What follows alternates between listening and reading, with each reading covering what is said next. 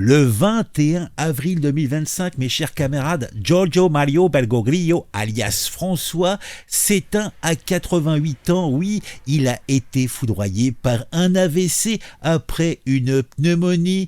Il n'avait pas mis sa petite laine. Oui, en tout cas, eh bien, à Rome, les cloches de Saint-Pierre carillonnent, le monde verse sa larme. Mais dans les sacristies et dans les studios d'enregistrement de youtubants, certains catholiques haussent les épaules en disant enfin libre, 12 ans de pontificat, et ce jésuite argentin, premier pape non européen depuis des lustres, a dansé un tango périlleux avec son époque, et on l'a payé. C'était pour certains un réformateur génial. Moi je dis que c'était le liquidateur de l'Église. Oui, en tout cas, je considère qu'il a bradé le catholicisme pour un sourire aux caméras.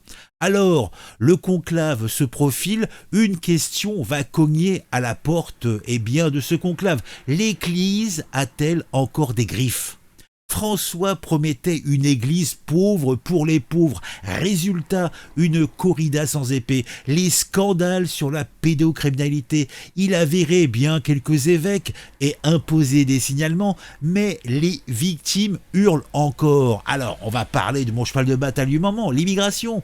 Il apprenait l'accueil jusqu'à l'absurde, comme si l'Europe était un dortoir géant. Ses encycliques écolos et ses clins d'œil aux imams ont fait tiquer jusqu'aux cardinaux africains.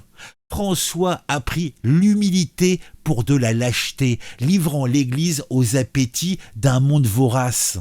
Les réformateurs, ces gourous, des cathos branchés, oui, ils portent François au nu comme s'il avait réinventé l'eau bénite. Eux, avec leur messe en basket et leur prêche digne d'un coach de développement personnel, applaudissent, laudent aussi ces bénédictions de couple homosexuel hors liturgie, il faut pas pousser non plus, et son syndrome, ou plutôt son synode, excusez-moi, où même le concierge a son mot à dire. Leur rêve, une église qui tweete des arcs-en-ciel et fait des high five avec les activistes climatiques, mais en piétinant la messe en latin. Traditionalis custodes, François a écrasé les traditionalistes, pendant que ces fans progressistes sabraient le champagne, oubliant que l'Église n'est pas une start-up inclusive. Ils ont creusé la tombe d'une institution déjà des plus chancelantes. On va revenir dans l'histoire. 1571. Quand vous situez, non. Je vais vous remettre les trucs. Pie V, barbe blanche, poignée de fer. Lui, il est là pour rallier la chrétienté et pour pulvériser les Ottomans à l'épante. Ouais, au 19e siècle, Léon XIII, il cogne la sécularisation avec des encycliques comme des coups de massue, tout en posant les bases du catholicisme social. Ces papes savaient que l'Église est une citadelle, pas un centre aéré. François, lui, l'Argentino, lui a joué les diplomates mous face à un monde qui ricane. Ses appels à la paix en Ukraine, jugés naïfs, ou ses embrassades avec l'islam ont fait grincer des dents. À force de tendre l'autre joue, il a récolté des uppercuts que Pie V aurait parés d'un revers de crosse. Sur les réseaux sociaux, on cause de la mort du pape. François déchaîne les passions encore. Les conservateurs crachent leur fiel. Un woke qui a méprisé la tradition et béni l'islamisation. Oui, bon. D'autres traditionalistes pleurent la messe en latin pendant que les progressistes saluent un pape des pauvres.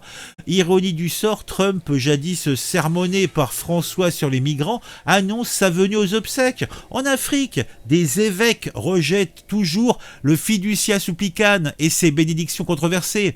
Ou plutôt même les catholiques veulent un chef, pas un animateur de télé-réalité. Le conclave va se passer dans une vingtaine de jours et il s'annonce explosif avec des noms comme Zupi ou Ta gueule dans l'arène. Oui, Ta gueule ou Tagle, je ne sais plus trop. En tout cas, François, bon départ à toi, il s'en va, il laisse une église en miettes. Alors, on retrouvera dans l'arène les nostalgiques du missel et les adeptes du catholicisme dilué. Le prochain pape aura un choix à faire, rugir ou bêler. Bon, dans un monde où la sécularisation galope et où les chrétiens sont massacrés d'Asie en Afrique, l'Église a besoin d'un lion, pas d'un agneau. Oui.